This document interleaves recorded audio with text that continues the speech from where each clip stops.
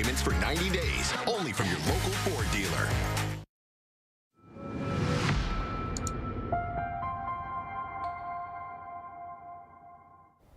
In the middle of a summer of violence, one Dayton couple is giving teens a positive space to express themselves. Lydia Bice explains. Obviously, it's lots of fun here at the signature Levitt Music and Creative Arts Camp, where Dayton teens can learn more about music and art while also having a safe space to express themselves. So long I wandered, searching far and wide for a place to call my own where I could reside. A place to lay my heart without fear or shame, where I could be myself and not feel like I'm to blame. The signature Levitt Music and Creative Arts Camp provides Dayton teens, like Rodney, with a place to express themselves, whether that's through music, dance, singing, or poetry. This is a positive experience for Dayton's young people, especially as teen gun violence increases throughout the city. This is very important for teens because it gives them a different outlet and a different support to express that creativity or express frustrations. We know if they don't have that outlet, it can be bottled up, it can turn into violence. And as you see how well these teens work together, keep in mind, they all just met on Monday. They're performing all original work, all authentic work, work that was cultivated and created through their exchange with one another, and then they present it to their parents on Saturday. The signature Levitt Music and Creative Art Camp has been around for 4 years now and looks to keep going for years to come. Of course, we wanted to hear from the teens about what makes this week so special. This week has mainly been just a week of opportunities, and every single time I come here, I just feel so energized and so just excited to meet new friends, talk to my new friends and old friends. This opportunity for me has been a way to explore myself musically and creatively, as I've never really worked with people before to this scale, and I've really only played music by myself. Now, all of their hard work is going to pay off this Saturday night, as all of these teens are going to be the opening act for this week's show here at Levitt Pavilion at 6:45 p.m. Back to you. Tonight, we now know the former Kettering choir director indicted on child pornography charges has resigned from his position.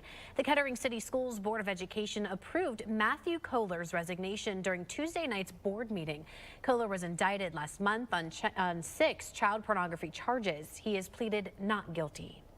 And we now want to give you a live look at the Montgomery County Jail Coalition community meeting that's about to begin, or really is just now beginning. It's at Grace United Methodist Church tonight. Now, back in June, the coalition filed a petition with the State Department of Rehabilitation and Corrections in response to 7 pretrial deaths in the county jail, including Isaiah Trammell's. Now, they're expected to share the letter the state sent back to them tonight. Gwyneth Falloon is in that room, and we'll have the outcome of that meeting later tonight at 10 and 11. A Columbus mother has died tonight after trying to save her son from the thieves who stole her car. Police say Stakely, 29-year-old Alexa Stakely, jumped on the hood of the car when those suspects drove off, and she was thrown from the hood. Her 6-year-old son was asleep in the car at the time. Jeremiah Wilcox brings us the latest. A mother is dead after thieves tried to drive away with her car with her child inside early Thursday morning. Police say it all happened around 1:30 this morning. A mother picking up her kid from the babysitters. When she went to grab something inside the babysitter's home, police say thieves jumped in and drove away erratically. The mother jumped on the hood trying to stop the thieves, but was thrown off. She was rushed to the hospital but didn't make it. Neighbors shocked this would happen in the Southeast Side neighborhood. It definitely shakes your world, kind of, that something like that could happen here. And that was Jeremiah Wilcox reporting. This is a live look from our Eco Plumber Skycam over the Gem City. A lot of sunshine out there. Let's send it out to meteorologist Tim Boyd. All right, definitely a hot and sunny evening out here on our Watson's Weather patio today. Temperatures across the region right now in the 80s, 84 as you head down towards Dayton, 85 up in Troy, 83 as you head up towards Sydney. So most of us sitting right into those 80s. A little bit cooler heading out west towards Richmond, where they are seeing some rain showers moving through. We'll talk about those coming up a little bit more. But right now, compared to this time yesterday, most of us fairly warmer than we were. Not as bad now as we were earlier today, but still 9 degrees above where we were yesterday in Wilmington and out towards Springfield. And next couple of days, we're going to stay warm. Temperatures in the upper 80s, closing in on 90 this weekend as well. Congressman Mike Turner announcing more than $400,000 in federal funding for Miami Valley fire departments. In fact, Beaver Creek, Dayton, and Trotwood all receiving funds for safety, operations, and vehicle acquisition projects. Beaver Creek is receiving around $330,000. The city of Dayton getting just around $59,000, and the city of Trotwood getting around $42,000. The funding comes from the Department of Homeland Security's Assistance to Firefighters Grants program. And coming up in about 30 minutes, President Biden is expected to host a solo unscripted news conference marking the end of the NATO summit. The high-stakes event comes exactly 2 weeks after his shaky debate performance that prompted widespread questions about the 81-year-old's cognitive health and stamina. Biden says he's not going anywhere and is still fit to serve despite calls for him to drop out of the race. We, of course, will listen in live to that news conference over on Fox 45. And the announcement of who will be former President Donald Trump's next running mate is expected to be announced in the next several days ahead of next week's Republican National Convention. Now, several names are being floated around, including Republican Senator J.D. Vance. Now, Trump's endorsement 2 years ago propelled Vance to the U.S. Senate. He's since become a vocal supporter of Trump's policies. Vance is from Middletown, and tonight community is voicing their opinions about the potential VP nomination. There could be a community in Middletown that really supports him, and, I could possibly end up being one of them. But I just need to know who he is as far as impacting this community. I think Middletown has a lot of potential. It's just you need a lot of more leaders in the community. You need people that people can relate to. Coming up tonight, we're going to have a deeper dive into who J.D. Vance is and how his hometown feels about the potential VP run. That's tonight on Fox 45 at 10. Several communities and organizations in the Dayton area are announcing their annual cleanup of the Great Miami River. And tonight, Eli Bargett spoke to the Miami Conservancy District. So, Eli, why is this big cleanup happening? Well, really, if you look at any spot along the Miami River, you can find a lot of these lying around. Trash along the river has been a major concern for many years, but communities associated with the clean sweep of the Great Miami River are hoping to change that. The clean sweep of the Great Miami River is actually a partnership of 150 miles of communities and organizations that get together every single year. We've been doing it since the late 1980s to make sure that that river gets cleaned up of the things that aren't supposed to be in there. The Clean Sweep of the Miami River is a volunteer-led initiative that is meant to rally several communities and organizations together in hopes of cleaning up the Miami River. Since the late 1980s, the river has been a common destination for bottles, tires, and other trash oddities in the area. But due to the contributions of community volunteers, the amount of waste in the river has lessened over time. Overall, there's a tremendous amount of less trash than there were decades ago because so many people are caring about the river. The cleanup will span multiple dates depending on your location, but the first clean sweep will be kicked off on July 14th in West Carrollton.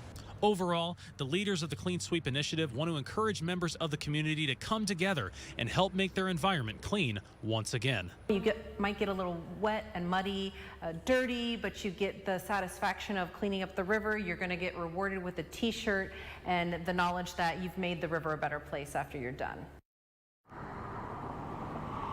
If you are interested in volunteering for the cleanup, you can go to cleansweepofthegreatmiamiriver.org to find out how you can get involved. Back to you. Dayton Police Department is now partnering with 7-Eleven to give kids free Slurpees. Officers stopped by the speedways on Huffman Avenue and Stewart Street. Now, they passed out free Slurpee coupons as part of Operation Chill. If you didn't get to head out with the officers, that's okay. You can still get a free Slurpee at all the speedways because the date is 7-Eleven. A push tonight from lawmakers on a bill that would require school districts to allow kids to leave class for religious education. Coming up, we're going to hear from backers of the bill and how the education department is responding. The Cincinnati Reds with a quick turnaround after yesterday's loss to the Colorado Rockies. Matt Digby has the latest on if the Reds were able to return the win to the win column this afternoon. And we got some showers and storms off to our west coming up. We will time out when those will arrive to the Miami Valley. You're watching Dayton 24/7 now.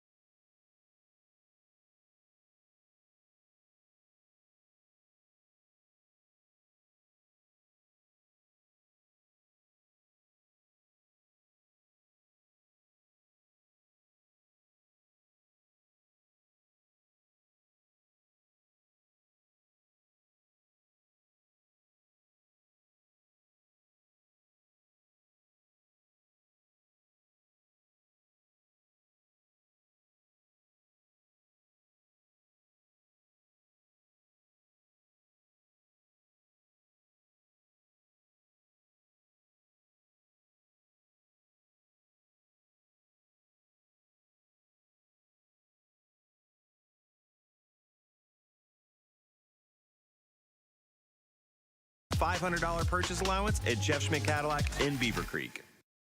Weather Window, presented by the National Weather Desk. A lightning strike announced the arrival of severe storms and an impressive shelf cloud near Syracuse, New York. Plenty of lightning was visible from the window seat during a flight from Richmond to Charleston, South Carolina. This perfectly shaped anvil thunderstorm, or cumulonimbus incus, was spotted near Lynchburg, Virginia. And after the storms passed Washington, D.C., this rainbow arched over the U.S. Capitol. For more content like this, follow the National Weather Desk on TikTok.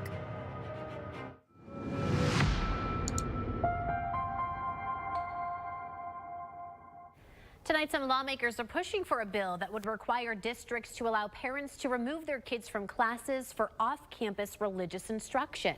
This comes on the heels of efforts in places like Louisiana and Oklahoma to instill more religious education in public schools. James Pilger spoke with people on both sides of the debate. He has the latest.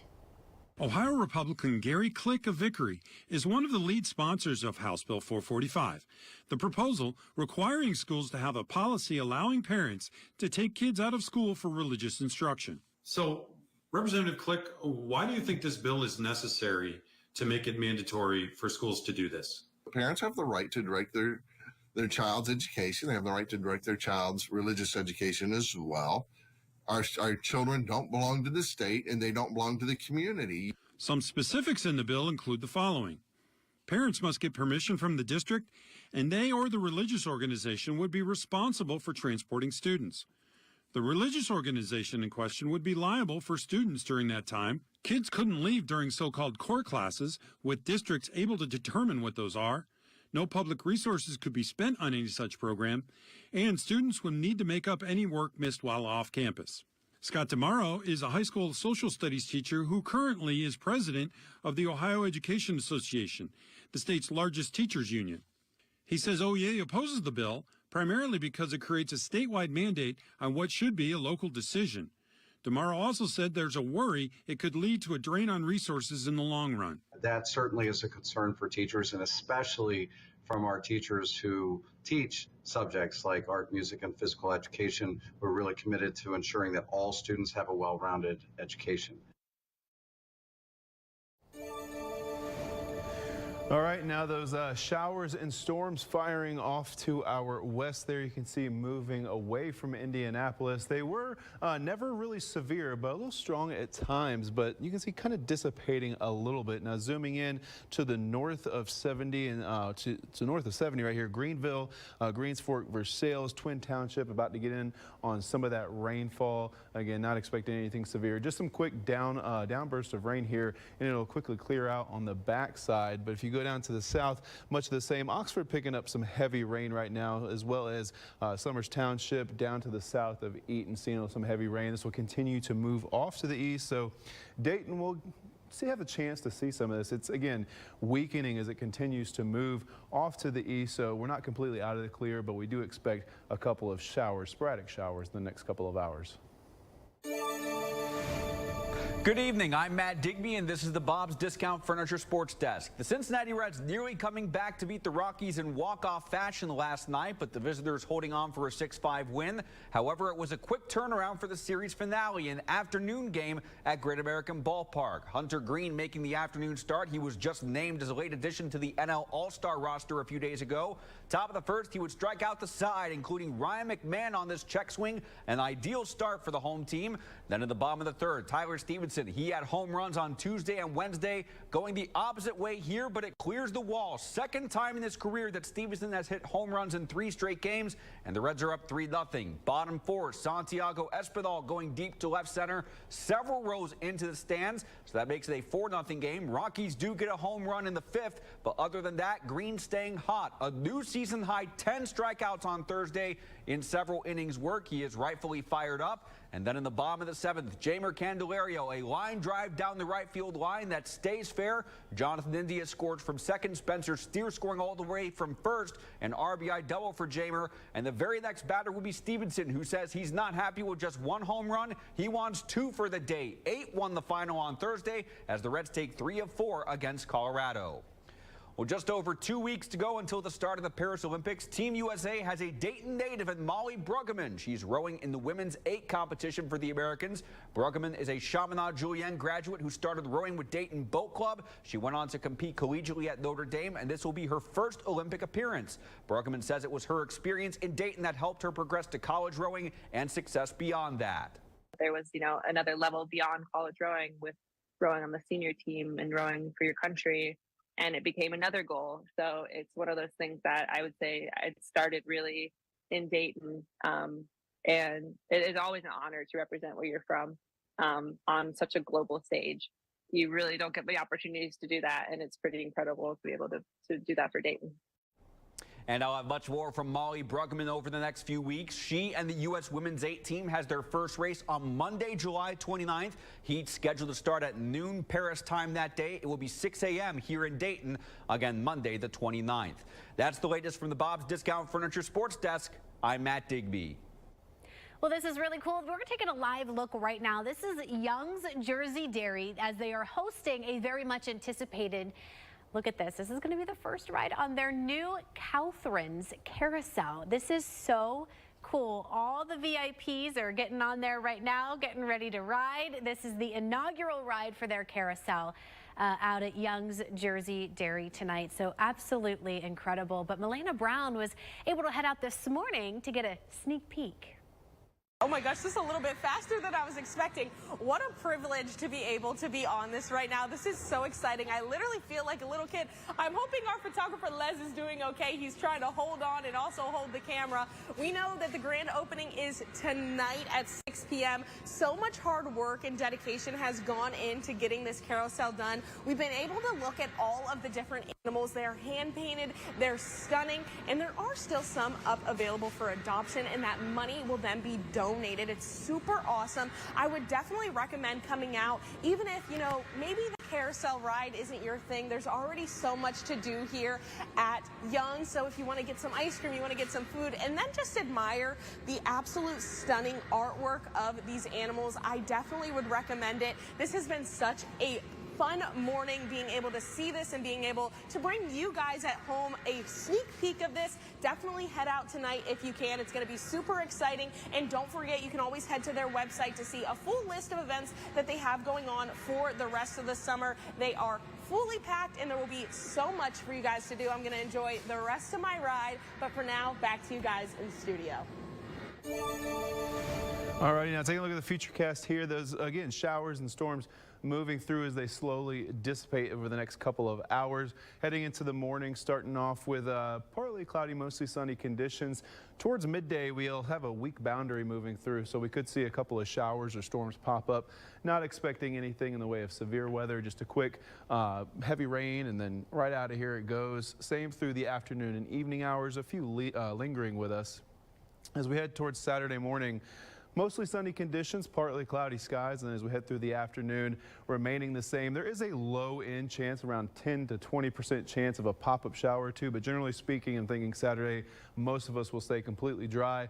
And as we head into Sunday morning, early in the morning, we'll see a line of showers and storms approaching, but it will be already in the process of weakening as it does so.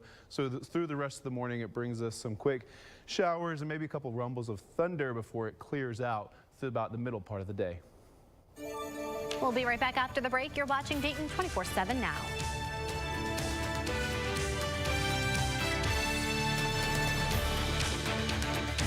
Here's what I know.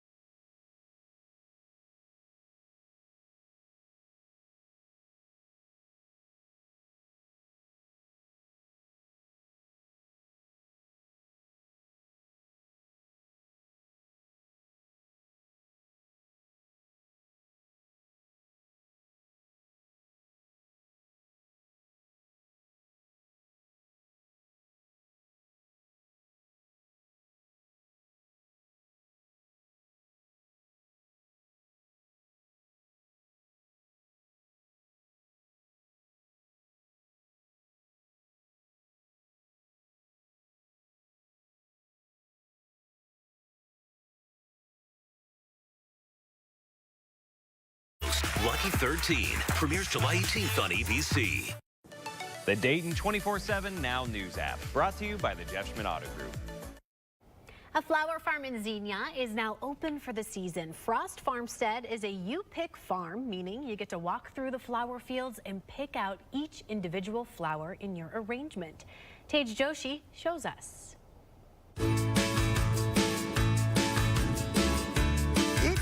Looking for a family-friendly activity for the summertime, we have got you covered right now.